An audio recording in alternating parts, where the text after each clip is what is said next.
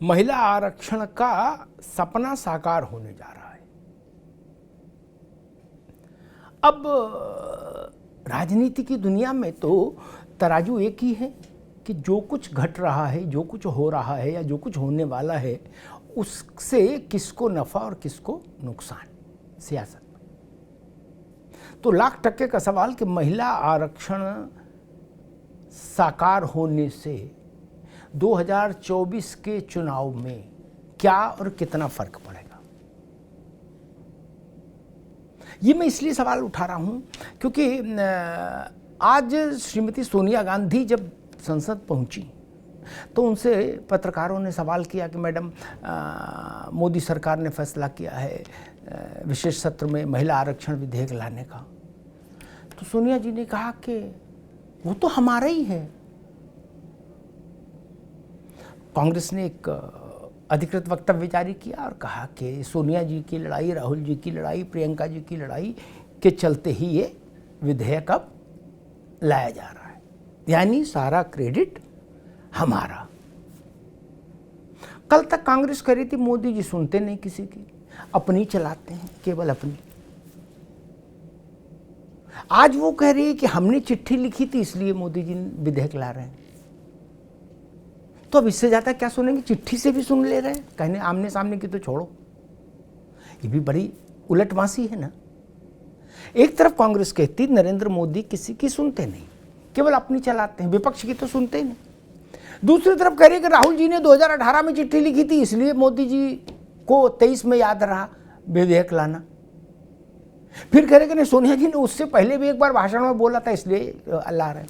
दूसरा पक्ष, भारतीय जनता पार्टी को लग रहा है कि ये प्राइम मिनिस्टर का मास्टर स्ट्रोक है, ब्रह्मास्त्र है, तुरुप का पत्ता है जिसको उन्होंने चुनाव से कुछ दिनों पहले चल दिया। अब महीनों, अब साल भर का भी मामला नहीं ना, अब तो 140 दिन के आसपास का मामला है चुनाव में कुल। फिर देश वोट डालेगा नई सरकार के लिए देश में।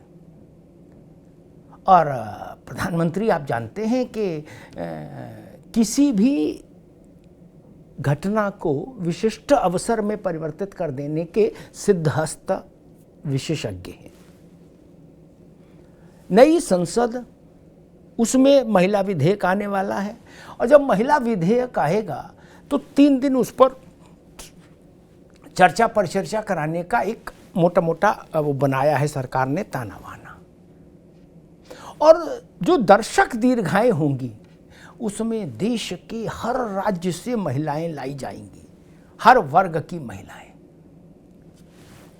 वो संसद की दर्शक दीर्घा में बैठकर देखेंगी कि देश की संसद उनके लिए आरक्षण के मसले पर कैसे बहस कर रही है। और इसको ही व्यवस्था भारतीय जनता पार्टी करेगी। अब आप सोचिए,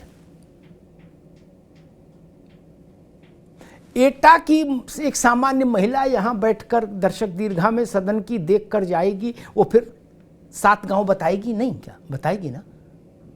तो क्या भारतीय जनता पार्टी को 24 के चुनाव को जीतने के लिए वो जड़ी बूटी मिल गई जिसकी उसको तलाश थी? या कांग्रेस को लग रहा है कि नहीं, ये मुद्दा तो हमारा है, इस पर पेटेंट हमारा है, तो क्या कांग्रेस को लाभ मिल जाएगा? और एक तीसरा चैप्टर भी है। समाजवादी पार्टी ने कहा है कि हम अपने पुराने रुख पर कायम हैं, यानी कोटे के अंदर कोटा। वो कह रहे कि इसमें कोटा के अंदर कोटा दीजिए। हालांकि एक बात और समझ लीजिए कि समाजवादी पार्टी के 3 या 4 सदस्य कुल हैं लोकसभा में, और आरजेडी का एक भी सदस्य नहीं है लोकसभा में।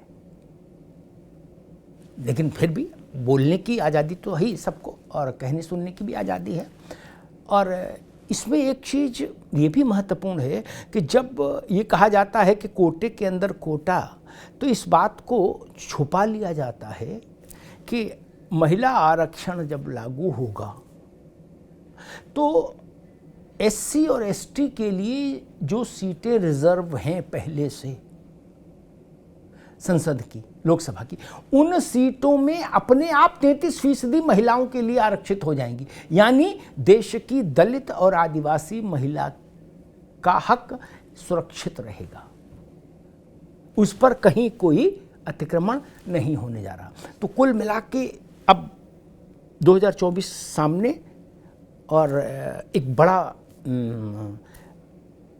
वो आप कहिए मुद्दा कहिए, घटना कहिए, परिघटना कहिए, महिला आरक्षण, और कांग्रेस और भाजपा और फिर ये क्षेत्रीय दल, इन सब के बीच में अभी ये समझने की होड़ लगी है, वो इस बात को समझने की कोशिश कर रहे हैं कि आखिर इस मुद्दे का जनता के मन पर असर क्या होगा, और देश की आधी आबादी का मन अगर डोलेगा तो किधर डोलेगा, किसके लिए डोलेगा। आज शाम 5 बजे रहिए मेरे साथ, हम भी सुनने समझने की कोशिश करेंगे कि हिंदुस्तान की आधी आबादी अगर प्रसन्न होगी महिला आरक्षण लागू हो जाने से, तो उसकी प्रसन्नता का प्रसाद राजनीति में किससे मिलेगा। आज शाम 5 बजे। धन्यवाद।